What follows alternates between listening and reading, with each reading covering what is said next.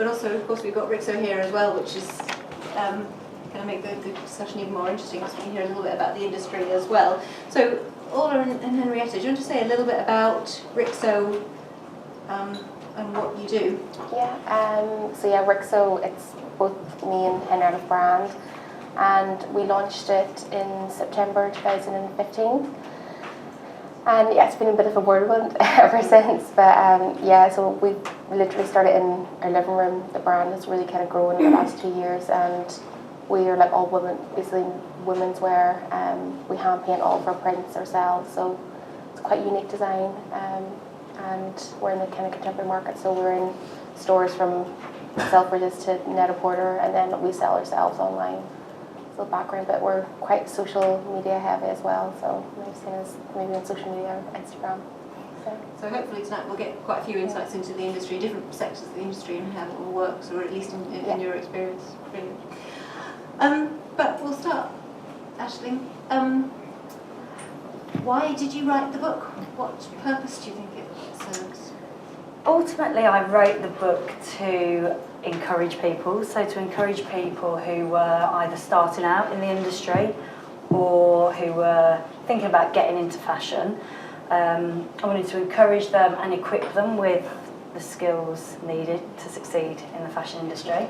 And I guess to sort of share my experience of the fashion industry over the last sort of 15 to 20 years and share my journey of how I found working within fashion. And it's absolutely like the kind of book that I wish I'd have had earlier on in my career, almost just like a holistic overview of what it means to be a fashion designer today. So you didn't start with those skills, these are all skills you've learned along the way in your various different roles? Yeah, absolutely. So they're all sort of skills that you've picked up or learnt or, pinched from people. But yeah, it's been sort of 15 years of refining those skills and then ultimately sort of adapting with the changing times. And not just skills people have taught you, but skills that are not taught, skills that aren't explicitly told to you, but just things that you've observed. Yeah, absolutely. I think there are definitely two sides to the book. So the first 10 skills are kind of overarching skills that can't really be taught. They're kind of skills such as bravery, creativity, almost those like non-tangible skills that everybody must have and that we encourage you to hold with you as you dip into the rest of the book. And then the rest of the book is very much broken down by creative skills and by technical skills. So things that you can learn, and there's a right and wrong way to screen print, or there's a right and wrong way to knit. And then the non-tangible skills, sort of like, how do you know when a colour palette's correct? How do you know when a mood board looks balanced? So bit of right side and left side of the brain. And those things, those more practical, tangible skills, presumably it's relatively straightforward explaining them, but something like how to be brave or how to be authentic, those kinds of skills, how on earth do you go about explaining some of those skills to people?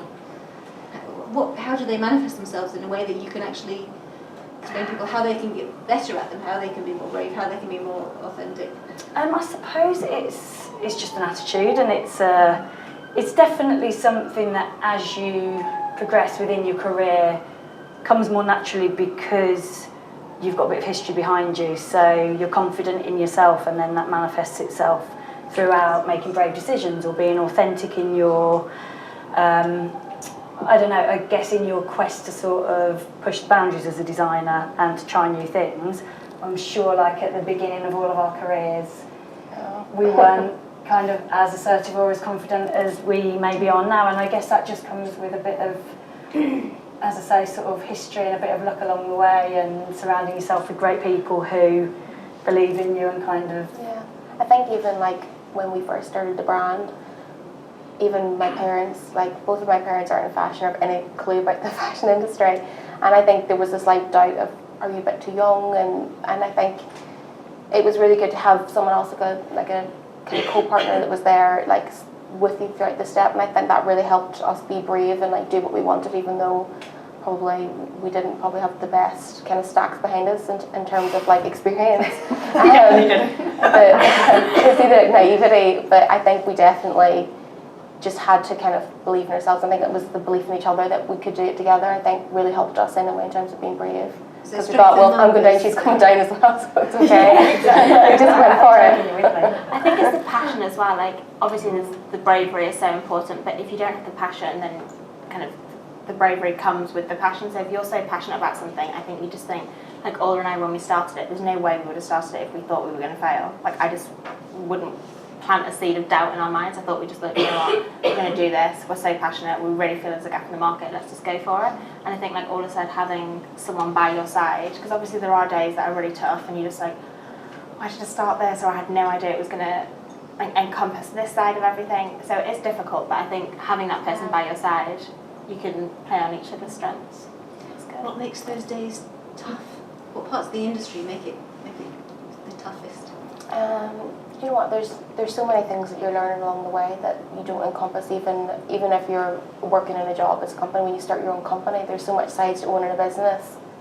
So like when you've got to do your tax return, you haven't got one clue what you're doing. There's just so many areas. Even like from at the start, whenever we were first going out and knocking on everyone's door, like we didn't have any contacts for press or really buyers in terms of wholesale or anything. So we were literally cold knocking on people's doors, and the many times you got the door closed in your face, you had to just pick yourself back up and be like, right, well, we're going to try this again. And I mean, obviously, it kind of got to the point where the doors weren't always closed in your face, but we were quite lucky that it happened quite quick, even though for 6 months of doing that, it seemed like quite a long time. But I can imagine there's people out there that have to do that for years before it really takes off, and I think it's just really, persistence and believing in yourself. What led to the breakthrough? Was there a particular skill that that got you?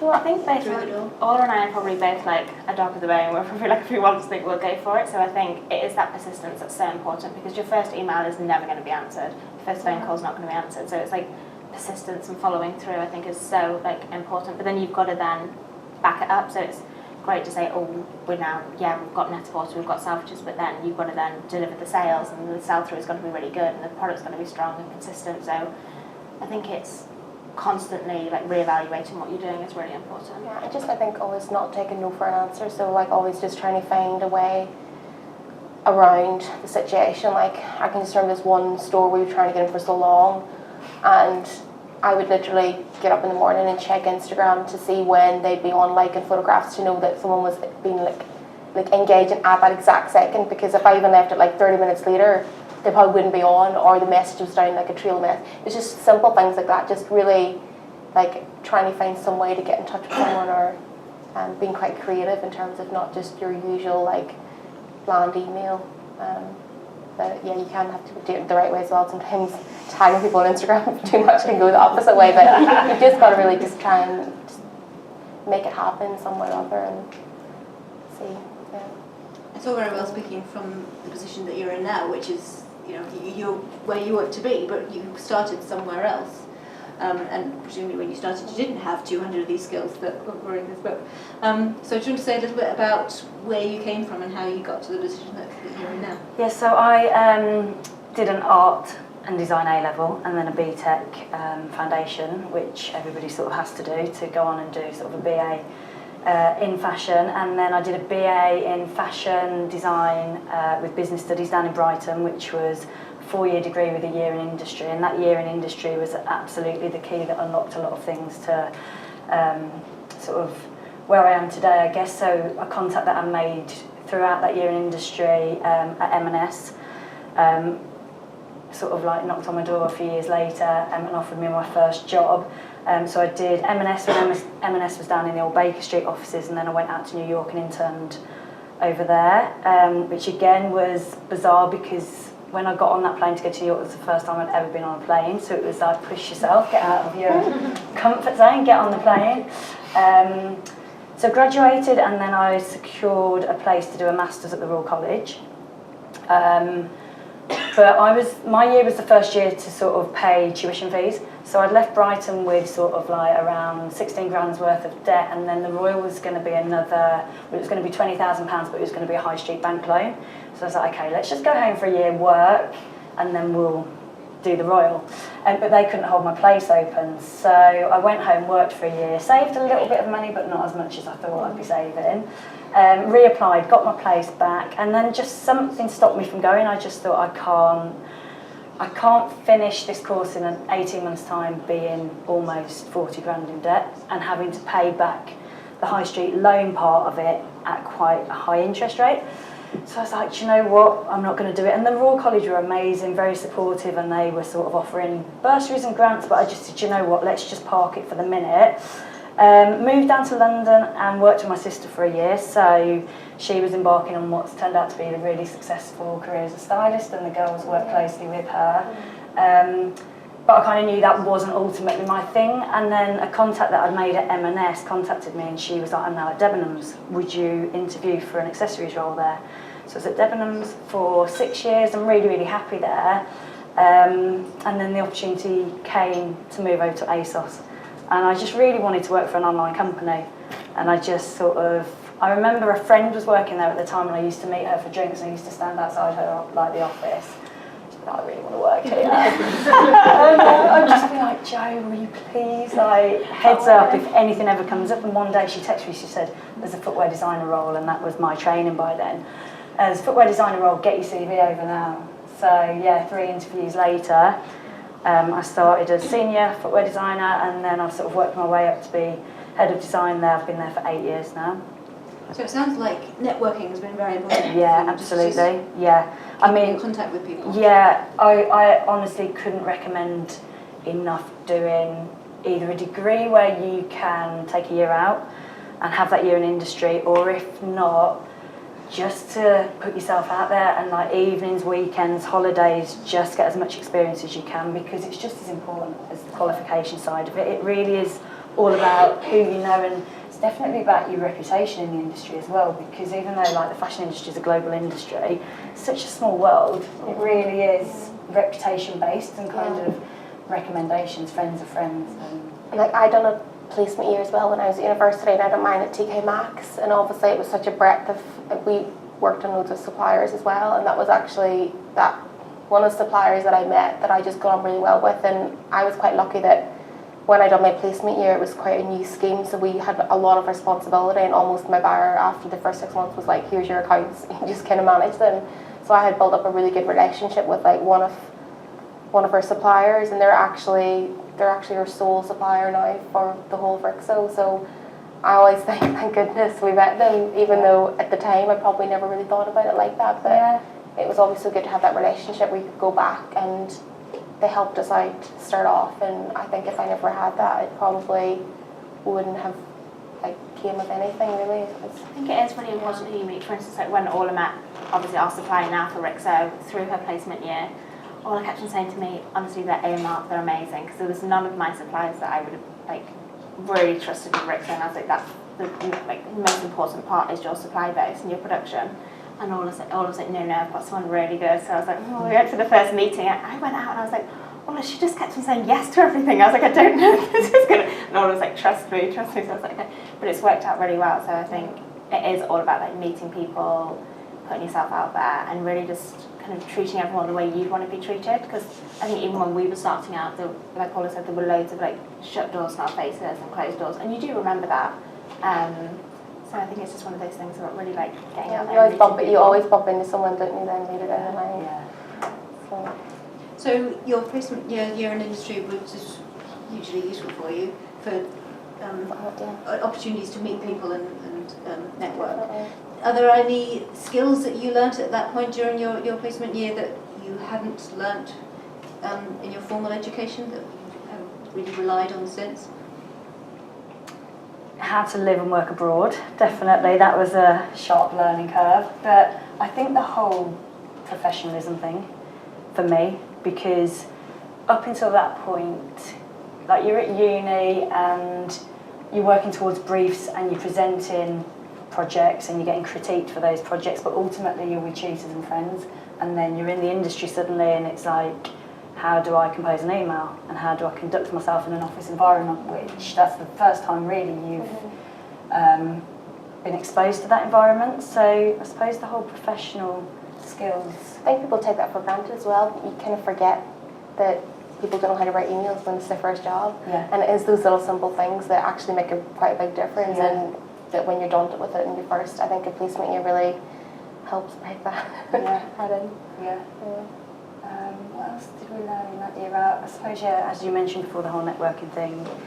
I think it's a really good confidence booster as well, Yeah. because you're out in industry, and I think in your first 6 months on like a placement or a year out, I think you are kind of like a bit of a yes dog, say yes to everything. So, but then after 6 months, I think you kind of build a bit of confidence and think, do you know what, I'll put in my 2 pence down to say, oh, do you know what, I think, how about this idea, how about this? And then when you get that feedback of things, like, oh, do you know what, that was really good, or this, and you kind of build a confidence that I don't think you can build when you're in university, because you're not getting actual feedback that's relevant or anything that's been put to actual like work in the industry. So I think it's the confidence as well. It's a really good booster, I found. I think you're right, you probably developed so quickly that year. You're probably a completely different person, you know, by the end of your your final year, and So you've worked in various different places, Spencer's, ASOS, Debenhams. Did the experiences differ quite a lot? Did they have different environments that require different kinds of skills? Yeah, they do. I mean, just by the nature of their the brands and almost their core values as well. So at Marks and Spencer and Debenhams, it was definitely more. I had to be quite patient there at times, and it was less reactive. In terms of designing there, it was challenging because it was just a bit of a safer environment to design in. So it might be that you would put forward a design and you'd have to sit and wait for the buyers to pick up on it, which could be sort of like 6 to 9 months later, and then it might get a bit diluted, and then you weren't really into it anyway, and it went into store and it didn't really sell because it wasn't really what you wanted it to be, and it was a little bit diluted and it missed the kind of moment.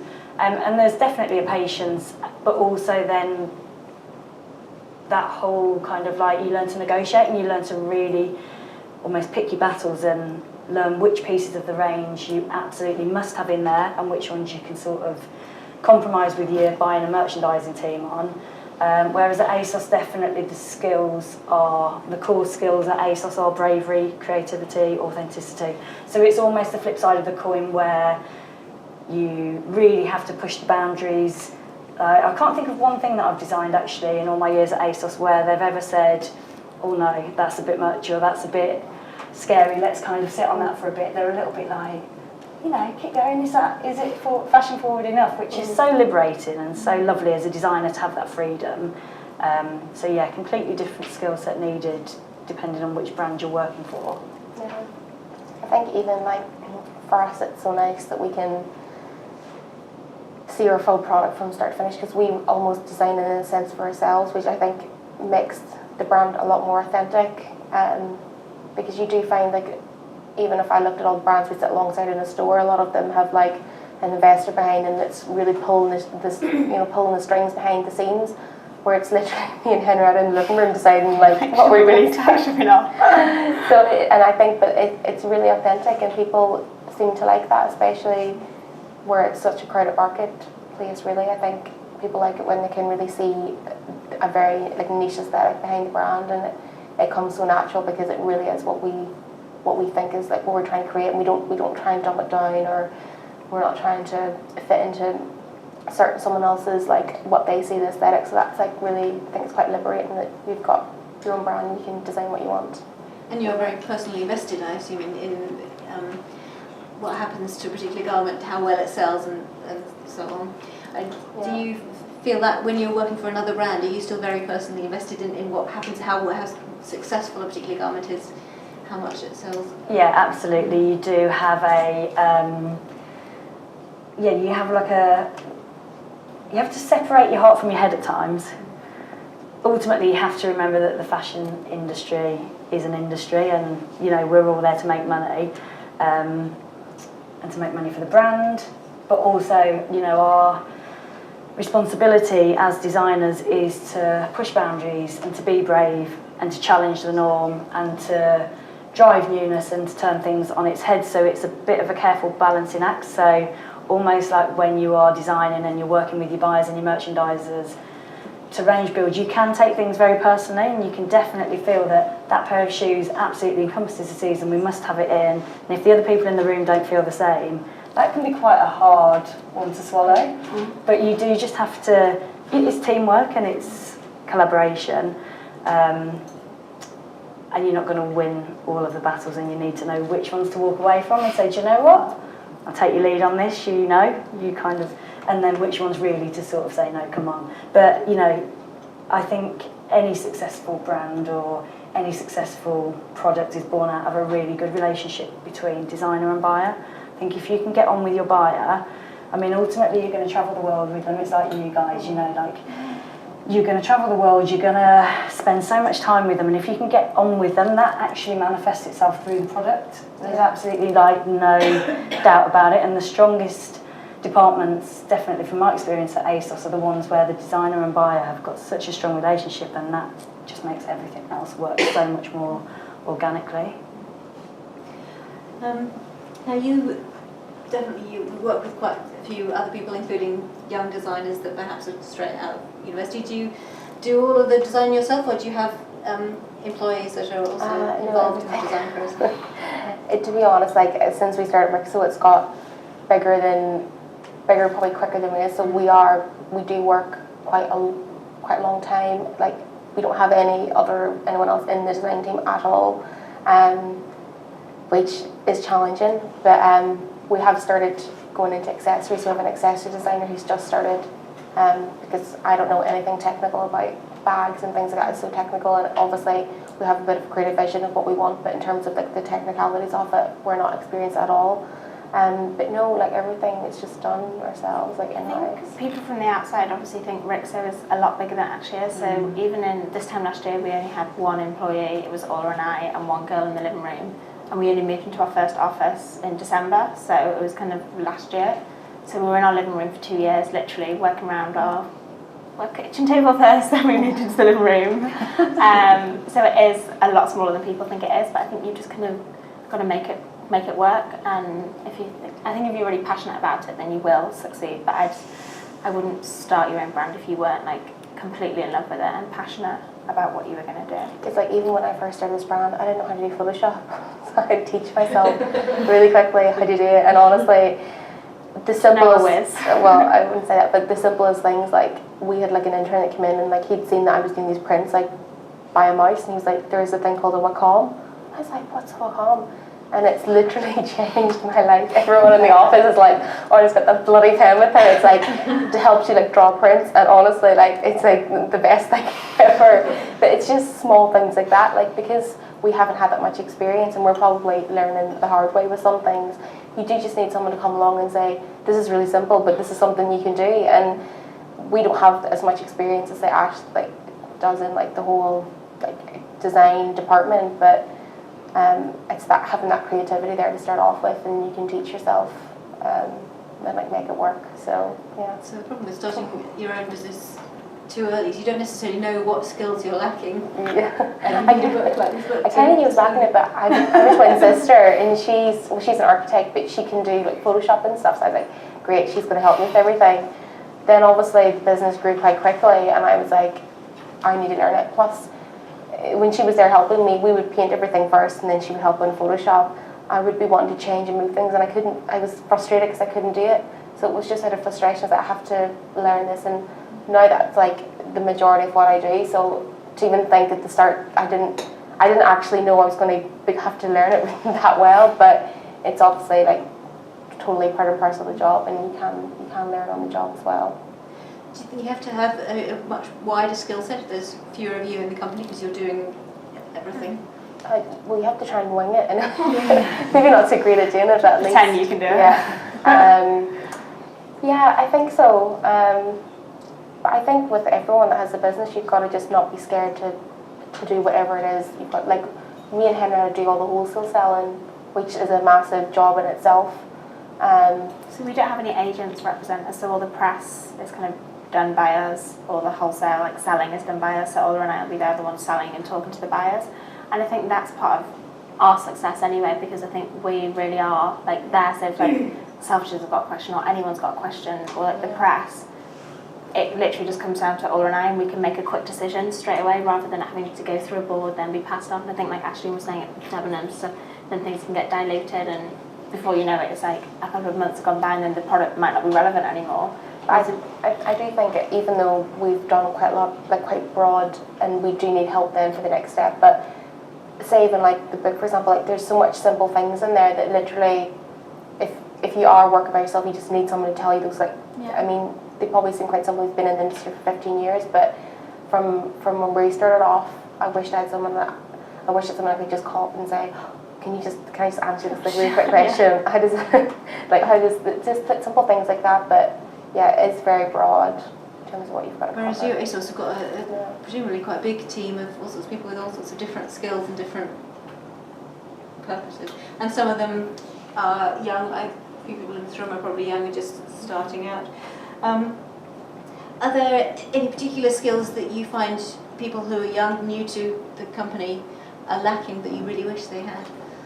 I think there's probably something around the whole sort of professional skills, and by that it's not in a derogatory way. It's just something interesting that when halfway through writing the book, Stephen Farm, who is Professor of Fashion at Parsons in New York, he evaluated the book and he said that the last chapter, which is chapter 6, careers and professional skills, is something that universities aren't necessarily teaching these days. So there are a whole rank of graduates coming through who, as you say, simple things from might not be able to construct an email as well as you'd like them to.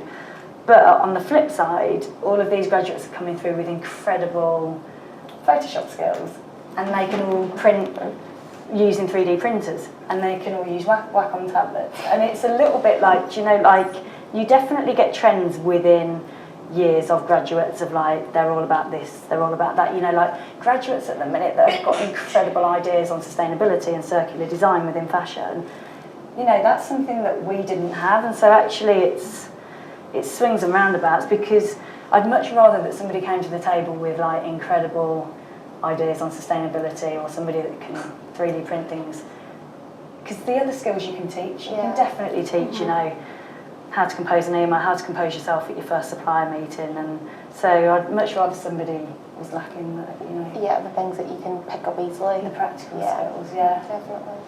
Some of the skills that you've got in the book are skills that people wouldn't have needed when you presumably first started in the industry. So as you say, everything kind of moves on and changes. You've got sections on blogs, social media, and so on. Yeah. And these are presumably things that you didn't need, that had nothing to do with fashion when you first started. Yeah, I mean, we were chatting about that the other day. We were sort of like thinking back to like the very first development trips that we would have done. So this would have been around sort of early 2000s, and you'd go over to, I don't know, Hong Kong or China.